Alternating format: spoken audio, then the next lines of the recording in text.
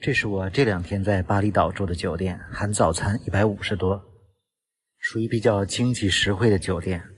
吃早饭，自助早餐还算比较丰富。这个酒店在库塔海滩。今天天气不错，继续到巴厘岛转转，去巴厘岛南部的乌鲁瓦图断崖看一看。继续选择了打摩的，整个路程20多公里，打摩的30块人民币，如果打车估计70、80。乌鲁瓦图断崖神庙，开了将近1个小时，到达了乌鲁瓦图。这个地方也是收门票的，大概20多。进这个景区，门口会安排发一个沙龙或者腰带，估计是这里看神庙的规矩。乌鲁瓦图这边有个神庙，这边有很多猴子，不知道会不会碰到。看，很多人穿着的紫色的沙龙或者橙色的腰带。这个乌鲁瓦图里有一个神庙，但更多的人是来这里看断崖的。这边的断崖叫情人崖。这个景区除了断崖都是绿树成荫的小森林，断崖左右两边都有。神庙是在右手方向。巴厘岛的神庙一般位置都比较独特，都在断崖的顶端，需要爬这个几十级的台阶。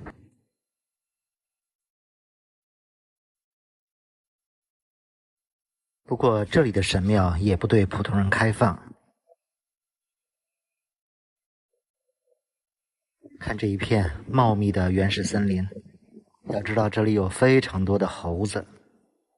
估计来巴厘岛的人都体验过这里的猴子，太精了。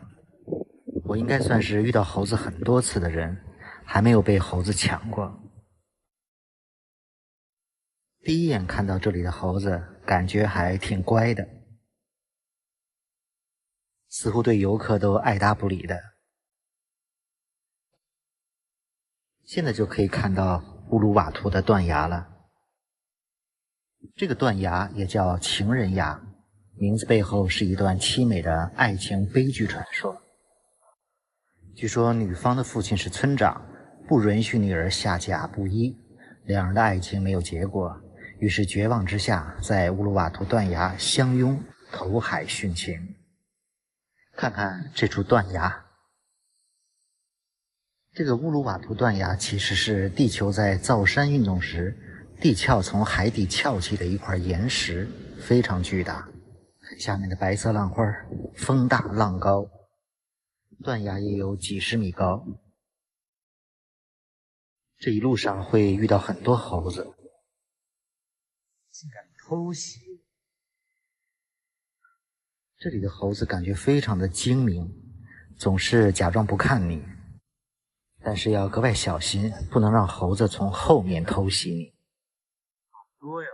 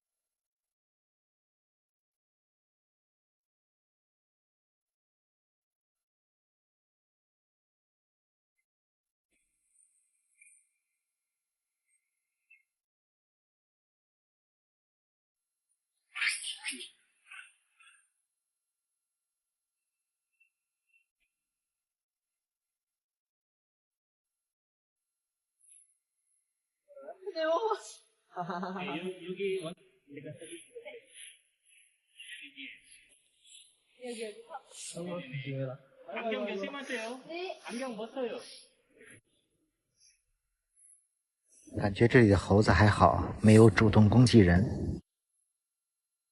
沿着断崖有几百米的栈道，可以一直往前走。这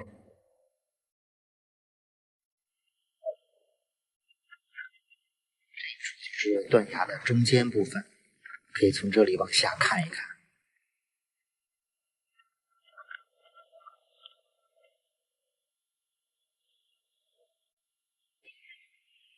前面就是景区右侧的终点了。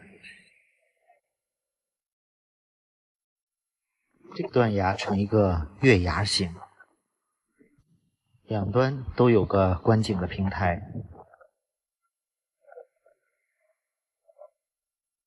这个断崖的下面是不能下去的。断崖之上风很大，而且这里是不能飞无人机的。之后的一段时间，我这个视频操作失误，都拍的慢动作，没有声音。跟着镜头到这里的林中散散步。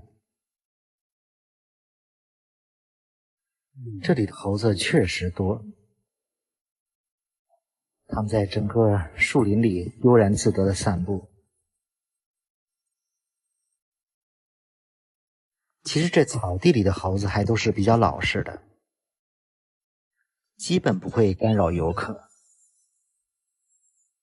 这是断崖的中间部分，往左走还有一处断崖。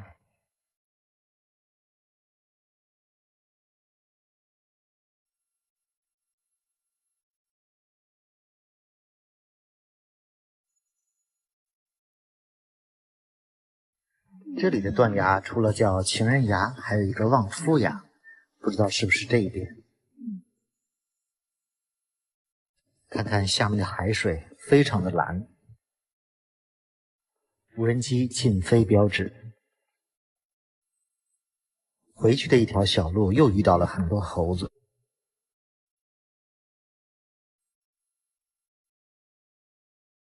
之前做足了心理准备，怕这里的猴子攻击人，没想到他们都在自娱自乐的玩。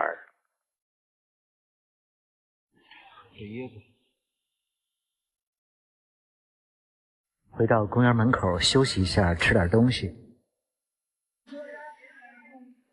这是乌鲁瓦图，这个地方离我住的地方得有20公里，20多。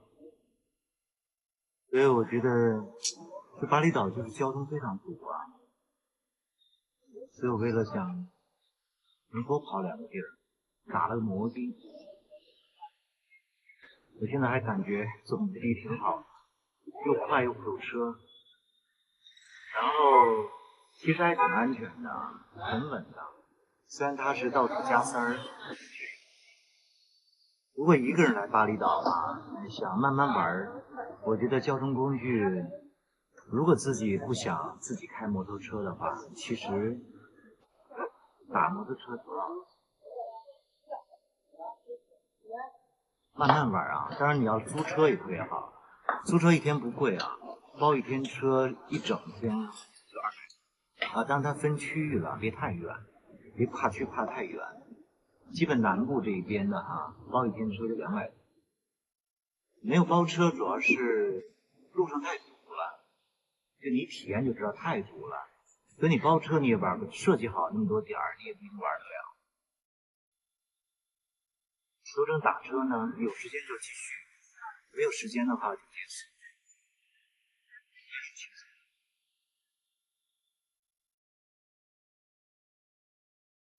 休息一会儿，炒面，来个椰子。吃的还挺好。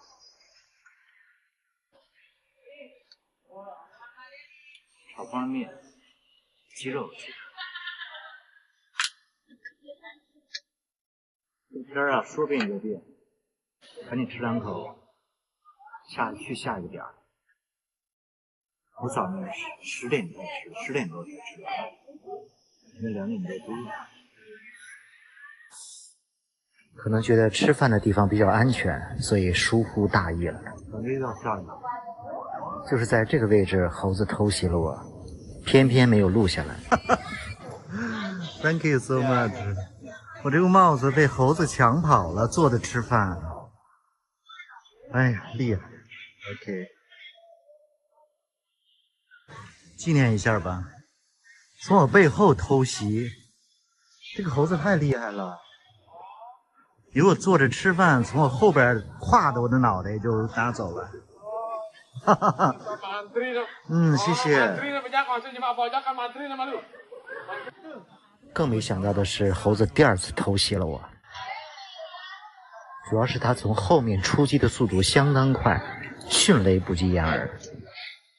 我感觉我帽子还戴得非常紧，这次拿15根猴子换，他都不理。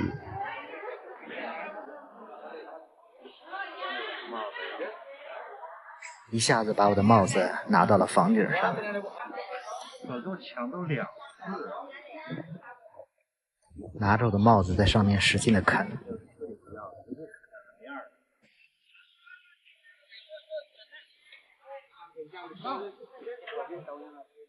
说给你点零食多好，非得拿我帽子。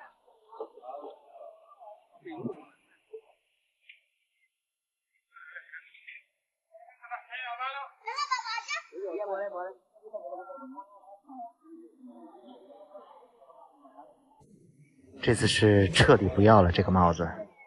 又牺牲了一顶帽子。